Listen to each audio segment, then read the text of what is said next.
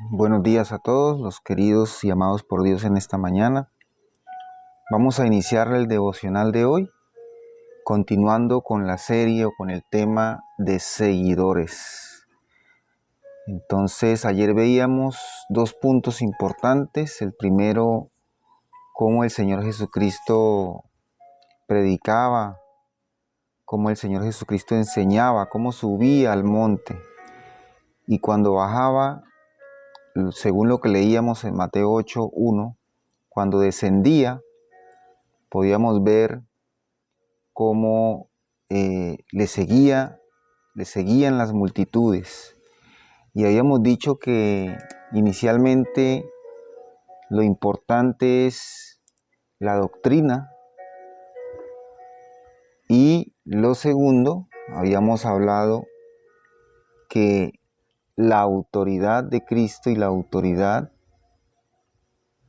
del Espíritu Santo de Dios puede verse en cada uno de nosotros para hacer lo mismo que el Señor Jesucristo hacía y así compartir de la palabra, compartir del mensaje salvador. Por eso es importante que en este día pues recordemos lo que ayer hablábamos en esta serie de seguidores.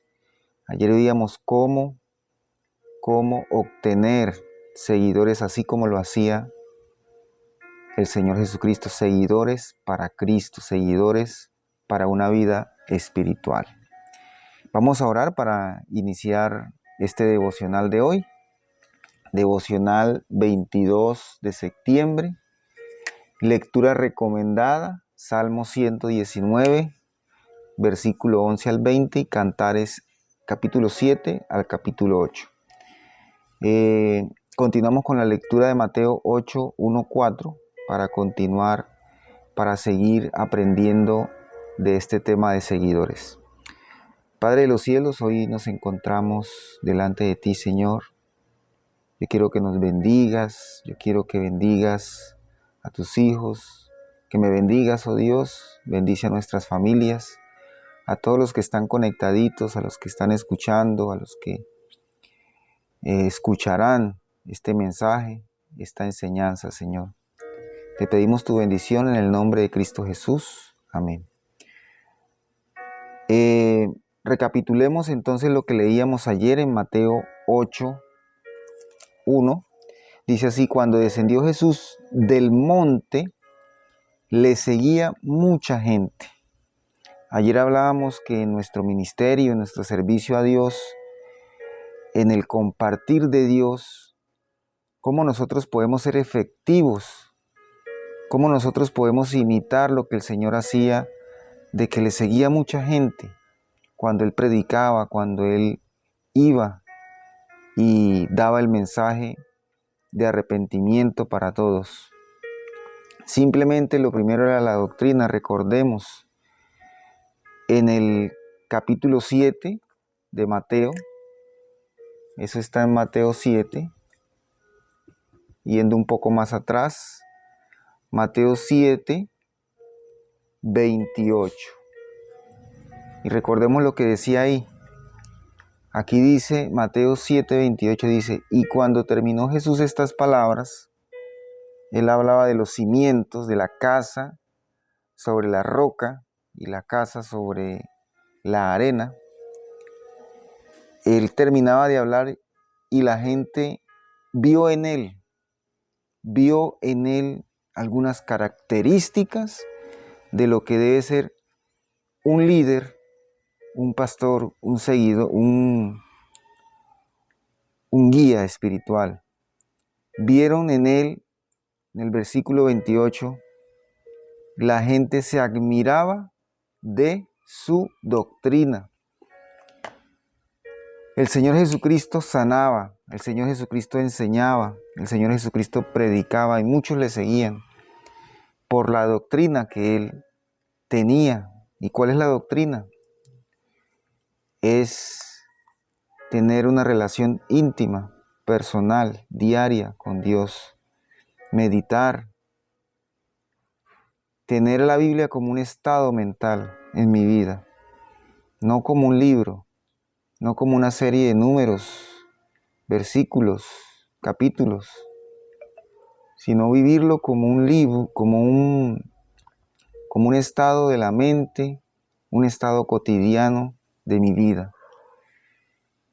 Las escrituras, la oración, el ayuno, todo esto se fundamenta o hace parte de la doctrina que el Señor Jesucristo practicaba, de tener momentos a solas con Dios. Y es la doctrina la que lleva a que el poder del Espíritu Santo de Dios esté en nosotros y nosotros podemos llevar sanidad, podamos llevar a los demás el tratamiento de Dios en cada uno de nosotros. Y segundo, la autoridad. Veíamos en Mateo 7:29. Mateo 7:29 dice lo siguiente. Mateo 7:29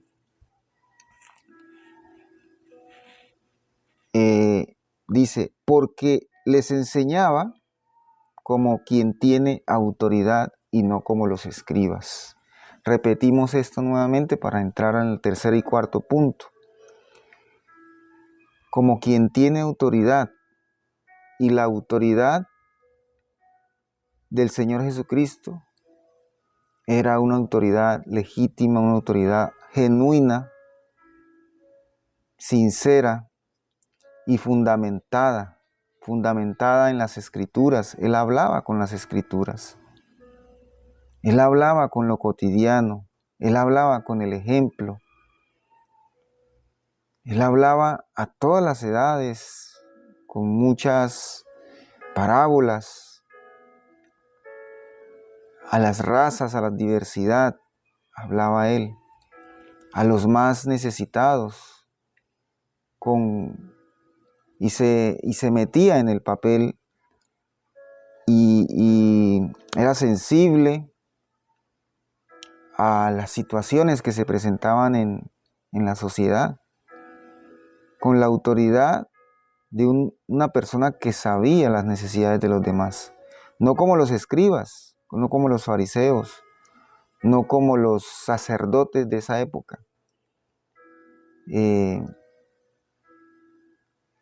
donde aparentaban tener autoridad, pero no la tenían, aparentaban la autoridad. En cambio, el Señor Jesucristo mostraba la autoridad con fundamento y con conocimiento de su entorno. Así nosotros también debemos conocer a quién nos estamos dirigiendo, si vamos a evangelizar, si vamos a compartir, ser sensibles a las necesidades de los demás y por supuesto la doctrina de estar en oración, porque realmente esto de servir a Dios es en la oración, es en la devoción que yo tengo con Él. No es por conocimiento, no es por fuerza, no es porque yo me las sepa todas. Es con mucha humildad, pero con la fuerza que Dios nos da. Y para el día de hoy yo quiero comentarles un tercer punto. Y para ello quiero que nos vayamos al capítulo 4.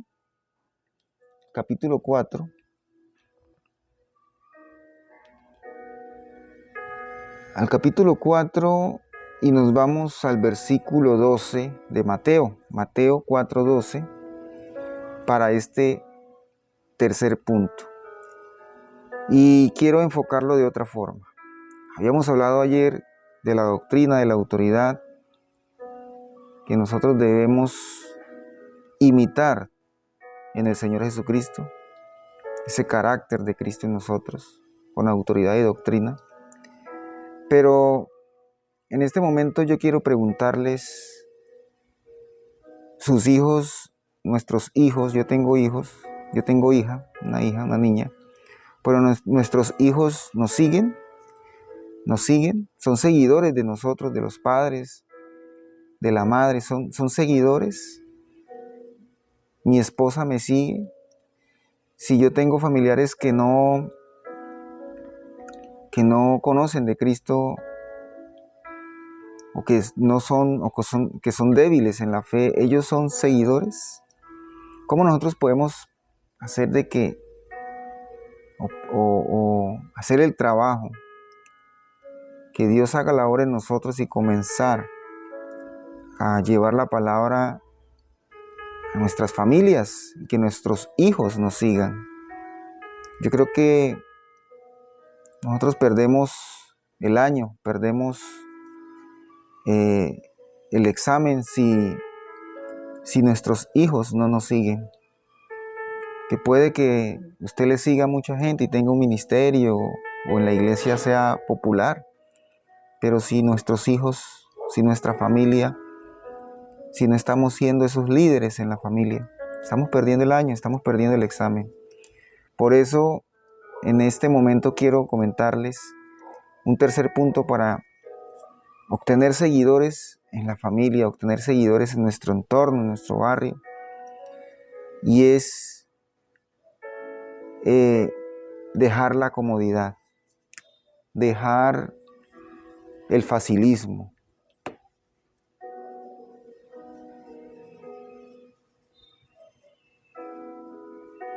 Dejar la comodidad. Y eso lo podemos leer en Mateo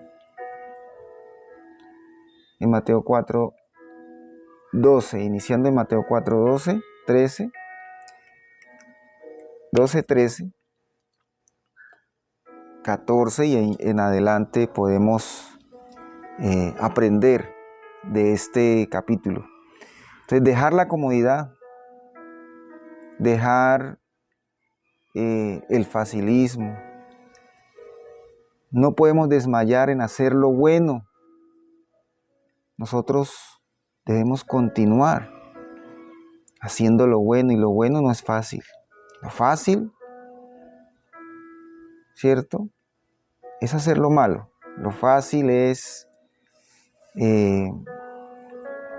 decir no se puede, es tirar la toalla. Lo bueno siempre será difícil. Lo bueno siempre será difícil. Y voy a leer aquí en el versículo, dice: cuando Jesús oyó que Juan estaba preso, volvió a Galilea. Cuando Jesús oyó que Juan estaba preso, volvió a Galilea. El Señor Jesús nos enseña en este versículo de que Él vio una crisis, vio una necesidad, porque Juan, el que había abierto el camino para Él, había sido capturado.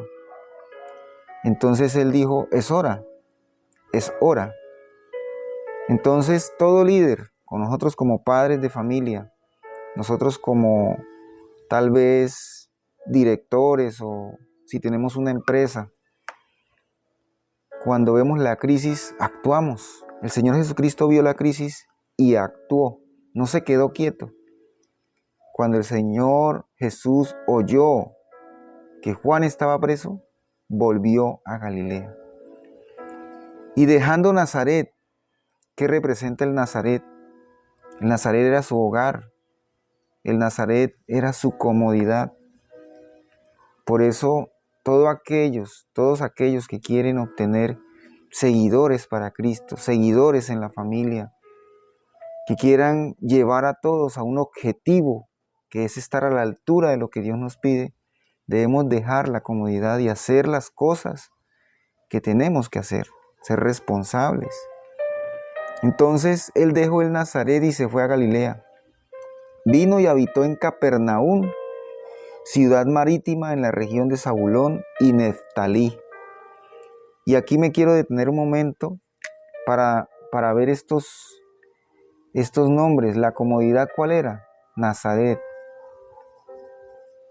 Nazaret era la comodidad para el Señor Jesucristo. Su comodidad tal vez es su casa, o su comodidad es que no lo moleste nadie. A veces nos encerramos en nuestra habitación y oímos problemas, oímos discusiones y nos quedamos callados, nos quedamos quietos, metidos, guardados. El Señor Jesucristo actuó cuando vio la crisis y verdaderamente actuó en grande. Y se fue, ¿a dónde? A Capernaum, en Galilea. ¿Y qué representa el Capernaum? Representa la incomodidad, representa la crisis. Capernaum era una ciudad portuaria, era una ciudad marítima, era una ciudad de paso para muchos mercantes, para muchas personas que iban allí a descansar o que iban a entretenerse, algunos a beber, a tomar, a emborracharse. Había muchas cosas allí, mucha diversidad. Y él no se quedó en Nazaret a predicar allí porque igual era su hogar. Él se fue donde más se necesitaba la palabra, que era en Capernaum. Y allí se hicieron, en esa ciudad, Capernaum, se hicieron grandes milagros que no han sido hechos. Grandes milagros, como él mismo lo decía más adelante en Mateo. El Señor Jesucristo maldijo esa ciudad, dijo, porque aquí se han hecho grandes cosas, grandes milagros, y hay poca fe, ¿sí? Entonces él fue allí a ese lugar, a ese puerto, a esa ciudad puertoaria, a esa ciudad marítima, para que se cumpliese el versículo 14, para que se cumpliese lo dicho por el profeta Isaías: tierra de Zabulón y tierra de Neftalí, camino del mar al otro lado del Jordán, de Galilea a los gentiles, de los gentiles. El pueblo asentado en tinieblas, aquí nos dice cómo era Capernaum.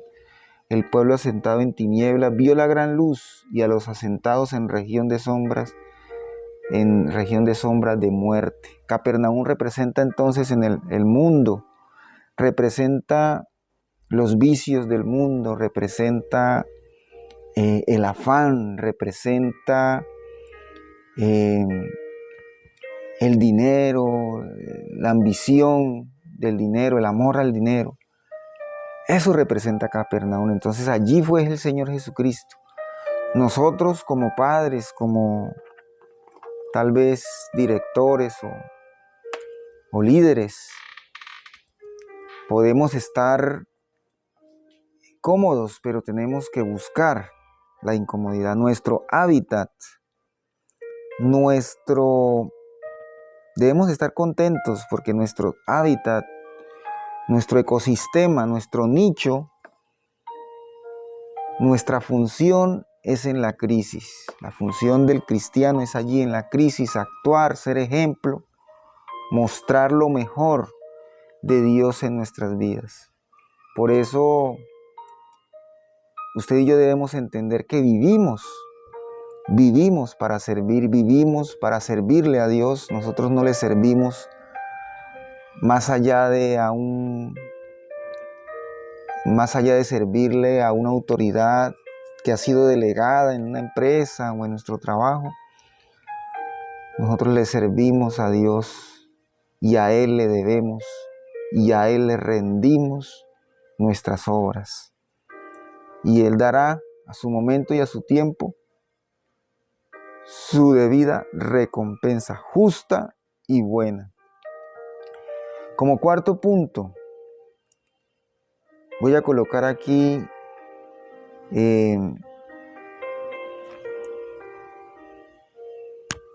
que Él nos lleva a confrontarnos con nuestra realidad en nuestras vidas. Y es en el versículo, vamos a leer del versículo 19 al versículo 25 del capítulo 4 de Mateo. Vamos a leer, dice: y les dijo, venid en pos de mí y os haré pescadores de hombres. En el versículo 21, pasando allí vio a otros dos hermanos, Jacobo, hijo de Zebedeo, y Juan su hermano, en la barca con Zebedeo su padre, que remaban sus redes, y los llamó. Y recorrió Jesús toda Galilea enseñando en sinagogas de ellos y predicando el evangelio del reino y sanando toda enfermedad y toda dolencia en el pueblo. Y se difundió su fama por toda Siria y le trajeron todos los que tenían dolencias, los afligidos por diversas enfermedades y tormentos, los endemoniados, lunáticos y paralíticos, y los sanó. Y le siguió mucha gente de Galilea, de Decápolis, de Jerusalén, de Judea y del otro lado del Jordán. Le siguió mucha gente. ¿Qué hacía él? Sanaba. Como cuarto punto, vamos a ver que él trabajaba también en equipo, ¿cierto? Trabajaba en equipo. No podemos hacerlo solo. Nuestra familia, la familia que usted tiene es una empresa, es un equipo. Debemos también como líderes tener en cuenta a los que están bajo nuestra dirección y llevarlos a superarse. Por ejemplo, dice aquí, y vio a pescadores, les dijo, ustedes serán pescadores de hombres. Comenzó a tener su ministerio, su pequeña familia, para servirle a Dios. Esta es la enseñanza, entonces, que él se reclutó personas, estuvo con personas, y tal vez no eran las más instruidas, los pescadores, Pedro, Andrés. Allí también se encontró con Jacobo y Juan. Comenzó a tener estos discípulos. Él no fue solo, él fue acompañado y él tenía su estrategia, él tenía su forma de hacer las cosas. Primero de ir y decirle a los discípulos, vayan a esa ciudad que yo iré allá a predicar.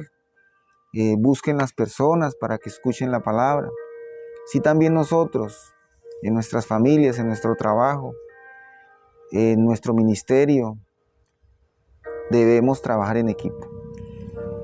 Y junto con la doctrina que usted y yo debemos practicar de la oración, del encuentro personal con Dios, vamos a comenzar a ver el tratamiento de Dios a nuestro alrededor. El tratamiento, comenzaremos a ver sanación, comenzaremos a ver milagros en nuestras vidas. ¿Listo?